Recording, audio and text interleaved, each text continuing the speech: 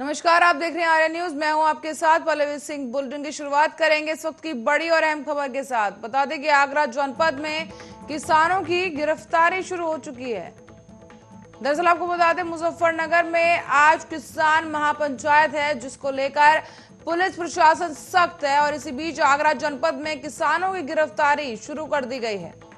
मुजफ्फरनगर जाने से रोकने के लिए पुलिस हाई अलर्ट पर है और इस दौरान किसी भी स्थिति के लिए निपटने के लिए पुलिस तैयार। मुजफ्फरनगर के सिसौली में किसानों की महापंचायत रखी गई है और इसी के साथ ही अब आपको बता दें, किसानों की गिरफ्तारी होना शुरू हो गया है। पुलिस हाई अलर्ट पर। मुजफ्फरनगर से इस वक्त की बड़ी खबर, पुलिस किसानों को वहां पर इकट्ठा होने से रोक रही है। इसी के चलते किसानों की गिरफ्तारी करना शुरू कर दिया गया है। मुजफ्फरनगर के सिसौली से इस वक्त की बड़ी खबर आ रही है, आपको बता रहे हैं, जहां पर आगरा जनपद में किसानों की गिरफ्तारी हो गई है।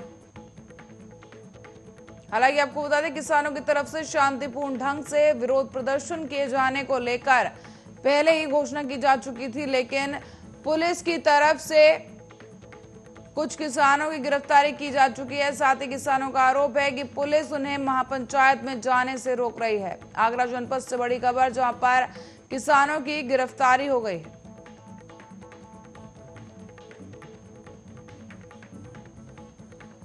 और आज देश भर में शिक्षक दिवस मनाया जा रहा है। इस अवसर पर शिक्षकों के बहुमूल्य योगदान को सम्मान देने और राष्ट्रीय शिक्षा नीति 2020 को एक और कदम आगे ले जाने के लिए पिछले साल की तरह ही इस साल भी स्कूली शिक्षा और साक्षरता विभाग शिक्षक पर्व मना रहा है। इसी बीच शिक्षक पर्व 2021 वर्चुअल तौर पर आज से 17 सितंबर तक मनाया जाएगा। राष्ट्रपति रामनाथ कोविंद आज एक वर्चुअल कार्यक्रम में 44 शिक्षकों को पुरस्कृत भी करेंगे। साथ ही इस दौरान इन सभी 44 पुरस्कृत शिक्षकों पर एक भी डॉक्यूमेंट्री दिखाई भी जाएगी। भविष्य के युवाओं के साथ ही मस्तिष्क को आकार देने में शिक्षकों की उत्कृष्टता और प्रतिबद्धता को सम्मान देने के लिए पहली बार साल 1958 में राष्ट्रीय शिक्षक पुरस्कारों के आयोजन किया गया था और शुरुआत की गई थी। साथ ही प्राथमिक और माध्यमिक स्कूलों में काम कर रहे प्रतिभाशाली शिक्षकों को सार्वजनिक तौर पर सम्मानित करने के लिए पुरस्कार दिए जाते हैं।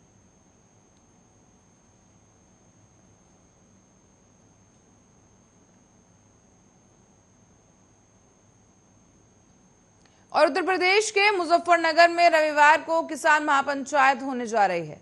जानकारी के मुताबिक महापंचायत में देश भर के 300 से अधिक किसान संगठन शामिल हो रहे हैं। इस दौरान 60 किसान संगठन पंजाब, हरियाणा और राजस्थान से होंगे। ऐसे में एक तरफ जहां महापंचायत में भाग लेने के लिए हजारों किसान मुजफ्फरनगर पहुंचने लगे हैं, वहीं दूसरी तरफ महापंचायत को देखते हुए यूपी पुलिस जो है वो भी अलर्ट मोड पर है। हाई अलर्ट मोड पर पुलिस इस वक्त मौजूद है वहां पर, और किसानों ने 500 लंगर सेवा भी शुरू कर दिए हैं। इसके अलावा 100 चिकित्सा शिविर भी लगाए गए इस दौरान, और साथ ही महापंचायत को ठीक ढंग से कराने के लिए 5000 वॉलंटियर्स भी वहां पर मौजूद हैं, तैनात किए गए हैं। इसी बीच आपको बता दें कि जीआईसी मैदान में ये महापंचायत होने जा रही है। साथ ही आसपास के मैदानों से भी इस महापंचायत को लाइव देखा जा सकेगा। अपर पुलिस उपायुक्त ट्रैफिक रईस अख्तर भी पंचायत के दौरान मुजफ्फरनगर में ही मौजूद रहेंगे। इसके अलावा एसपी संजीव वाजपेयी, एसपी शिवराम यादव की तैनाती भी की गई है। साथ ही सीओ चमन चावड़ा, अरुण कुमार, पीपी सिंह भी वहां पर तैनात किए गए।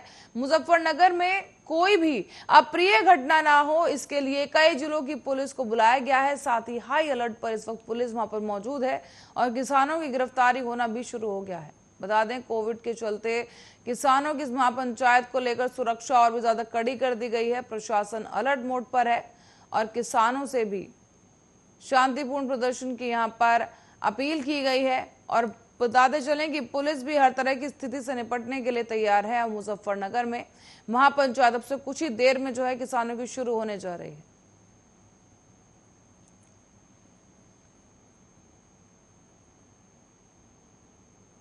आरएसएस और तालिबान की तुलना करने को लेकर अब गीतकार जावेद अख्तर पर मुश्किलें बढ़ चुकी हैं। आपको बता दें कि आरएसएस और तालिबान की तुलना करने को लेकर गीतकार और फिल्म राइटर अब जो हैं जावेद अख्तर, उनके ऊपर बीजेपी हमलावर हो चली है और इस दौरान बीजेपी ने हमला बोलते हुए कहा है कि जावेद अख्तर को अपने बयान के लिए माफी मांगनी होगी। दरअसल बीजेपी नेता राम कदम के बयान के लिए अख्तर से माफी मांगने की जो है उन्होंने अपील की है और इसके साथ ही कहा गया है कि जब तक जावेद अख्तर माफी नहीं मांग लेते तब तक देश में उनकी फिल्मों को चलने नहीं दिया जाएगा। हाल ही में एक न्यूज पोर्टल को दिए गए इंटरव्यू में जावेद अख्तर ने कहा था कि तालिबान बर्बर है, उसकी हरकतें निंदनीय हैं, लेकिन आरएसएस, विहिप और बजरंग दल का समर्थन करने वाले सभी एक जैसे हैं।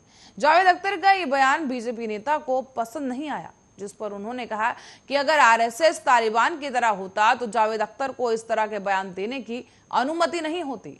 महाराष्ट्र बीजेपी के विधायक और प्रवक्ता राम कदम ने जावेद अख्तर पर निशाना साधते हुए कहा कि आरएसएस से जुड़े राजनेता सरकार में मामलों की शीर्ष पर है। ये नेता राजधर्म का पालन करते हुए देश चला रहे हैं। अगर वो तालिबान की तरह होते तो क्या अख्तर को ऐसा बयान देने की अनुमति दी जाती? ये एक सदृश्य साबित करता है कि उनके बयान गलत हैं। लेकिन इस तरह की टिप्पणी करके उन्होंने देश में गरीब लोगों के लिए काम करने वाले आरएसएस कार्यकर्ताओं की भावनाओं को ठेस पहुंचाया है। अगर वो उनसे माफी नहीं मांगते हैं तो हम उनकी किसी भी फिल्म को देश में चलने नहीं देंगे।